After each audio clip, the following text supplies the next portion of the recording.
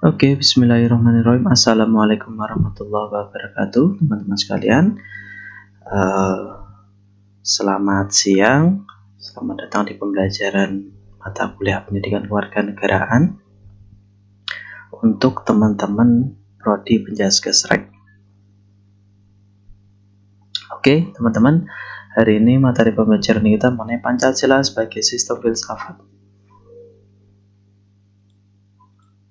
Nah, apa sih sebenarnya filsafat itu? Istilah filsafat di dalam bahasa Arab ialah falsafah. Secara etimologi atau menurut logat perkataan, falsafah berasal dari bahasa Yunani yang yakni filosofia, yang berbentuk dari dua suku kata, yakni philen artinya mencari atau mencintai, dan sophia artinya kebenaran atau kebijaksanaan.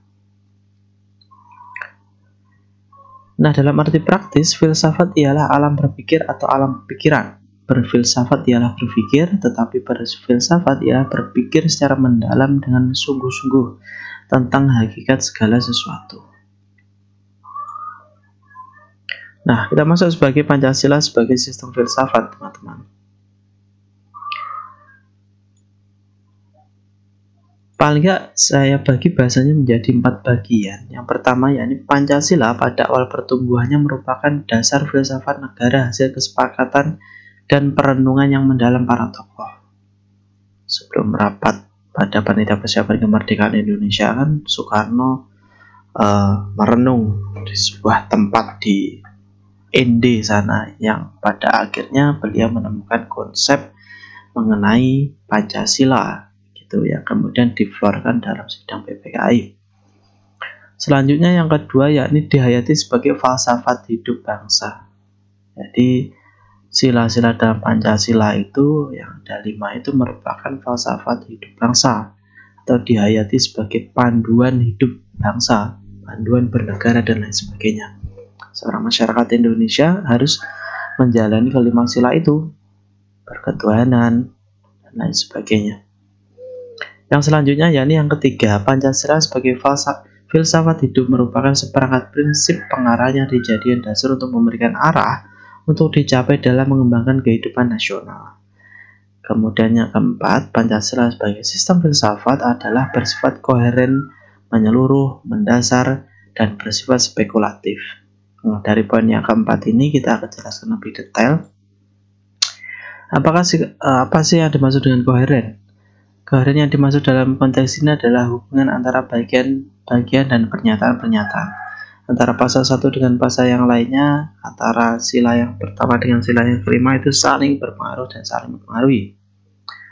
Kemudian yang kedua yakni menyeluruh dalam hal meliputi semua tata kehidupan manusia, bermasyarakat, dan bernegara. Mulai dari konsep beragama sampai konsep keadilan sosial, semuanya diatur. Kemudian mendasar sampai ke inti mutlak tata kehidupan dan hubungan manusia bermasyarakat dan bernegara. Pancasila itu merupakan dasar dari segala dasar untuk mengatur kehidupan berbangsa dan bernegara. Kemudian yang keempat yakni spekulatif, yang merupakan peranggapan sebagai hasil perundangan pada awal permulaannya. Spekulatif karena dibangun menggunakan hasil perenungan. Yang selanjutnya yakni dasar filsafat Pancasila. Filsafat hidup bangsa yang berfungsi sebagai pedoman hidup memang tepat jika dirumuskan dari inti-inti kehidupan bangsa sendiri, berupa jiwa bangsa yang tercermin keluar sebagai kepribadian bangsa. Jadi teman-teman sekalian, Pancasila itu lahir tidak semata-mata karena pada saat itu Bung Karno merenung begitu, melamun dan lain sebagainya, kemudian tahu-tahu keluar ada 5 prinsip. Itu tidak seperti itu. Jadi sebenarnya Bung Karno itu berpikir secara mendalam, menggali nilai-nilai atau inti-inti kehidupan berbangsa Indonesia pada saat itu.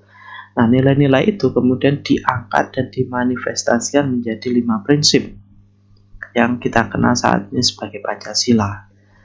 Nah, dasar filsafat Pancasila itu dihubungkan atau dipengaruhi menjadi paling nggak dibagi menjadi 2 hal, yakni susunan kodrat manusia monodualis dan sifat kodrat manusia monodualis. Susunan kodrat manusia monodualis adalah manusia ini disusun atas 2 hal, yakni jiwa dan raga. jiwa manusia ini tersusun atas sumber daya, akal, rasa, kehendak, kemudian sedangkan raga manusia tersusun atas zat benda mati, zat abadi, dan zat hewani.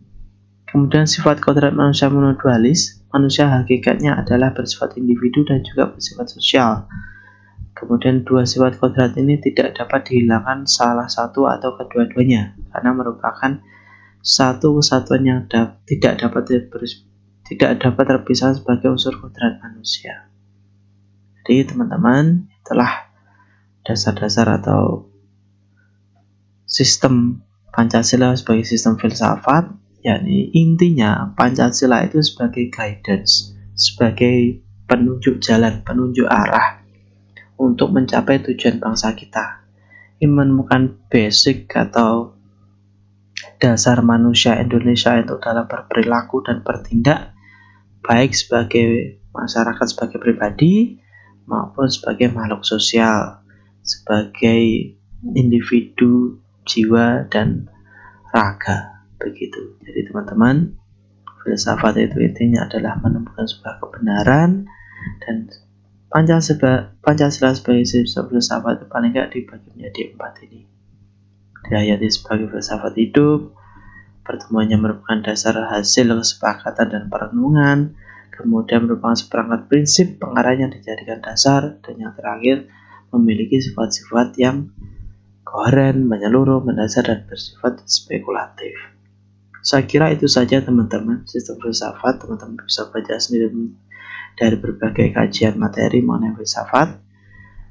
Kira itu, terima kasih. Wassalamualaikum warahmatullahi wabarakatuh.